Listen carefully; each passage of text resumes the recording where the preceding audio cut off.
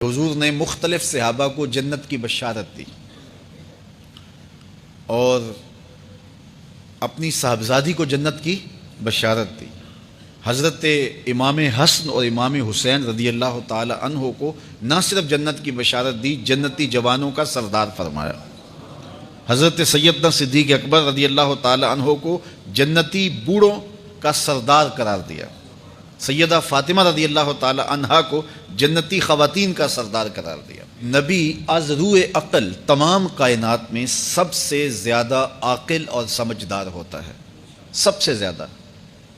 اس پوری کائنات میں عقل و خرد کے اگر 10 حصے کر لیے جائیں تو ایک حصہ پوری کائنات کو عقل و خرد کا دیا گیا ہے، جس میں ارسطو بھی آتا ہے، فلاطو بھی آتا ہے، جس میں بڑے بڑے دانشور، سائنسدان اور حکیم اور بڑے بڑے اہل علم آتے ہیں۔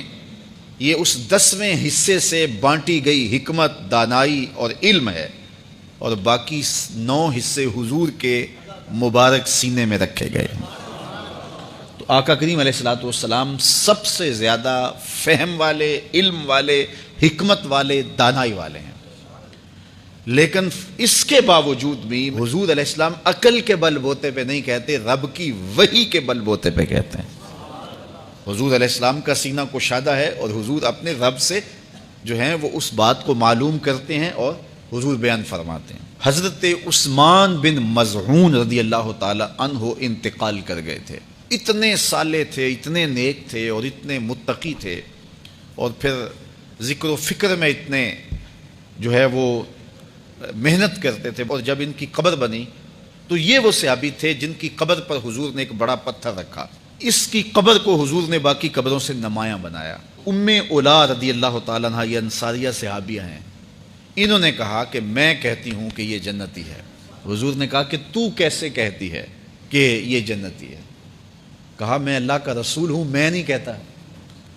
عقل سے، فہم سے اور اندازے سے کہ واقعی بڑا نیک تھا، جنتی ہے، تو یہ 2 ٹوک تو میں نہیں کہتا، حالانکہ میں اللہ کا رسول ہوں۔ میں اگر کہتا ہوں تو اللہ کی وحی سے کہتا ہوں، تو تمہارے پاس تو وحی نہیں آتی، اس لیے تم کیوں کہتی ہو؟ تو یہ بات ذہن میں رکھیں کہ کوئی شخص فوت ہو جائے تو یہ کہنا چاہیے کہ اللہ اسے جنت عطا کرے، اس کے اعمال اہل جنت والے تھے، اور بہت ساری دعائیں اسے دینی چاہیے۔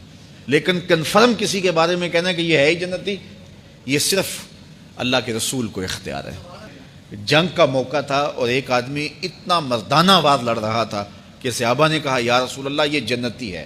حضور نے فرمایا یہ جہنمی ہے۔ اب جہاد پہ تھا، لڑائی ہو رہی ہے، عین جنگ جاری ہے، گمسان کا رن پڑا ہوا ہے، فرمایا یہ جہنمی ہے۔ اب صحابہ حیرت زدہ ہو گئے۔ تھوڑی دیر کے بعد اس کو اتنے زیادہ زخم آئے کہ اب وہ برداشت نہیں کر پا رہا تھا۔ اس نے تلوار کے دستے کو زمین پہ رکھا اور تلوار کی نوک کو اپنے سینے پہ رکھا اور اپنے آپ کو اس کے اوپر جھکا کے خودکشی کر لی۔ صحابہ دوڑے آئے، صدقتا یا رسول اللہ، حضور آپ نے سچ کہا تھا۔ تو اللہ کے محبوب علیہ الصلوۃ والسلام کو علم ہے، اور حضور کا علم قطعی ہے، حتمی ہے، تو یہ حضور کو اختیار ہے۔ حضور کہہ سکتے ابو بکر فی الجنہ، ہم نہیں کہہ سکتے کہ مشتاق احمد جنتی، تو یہ ہمیں اختیار نہیں ہے، لیکن حضور کو اختیار ہے کہ حضور کہیں ابو بکر فی الجنہ، عمر فی الجنہ، عثمان فی الجنہ۔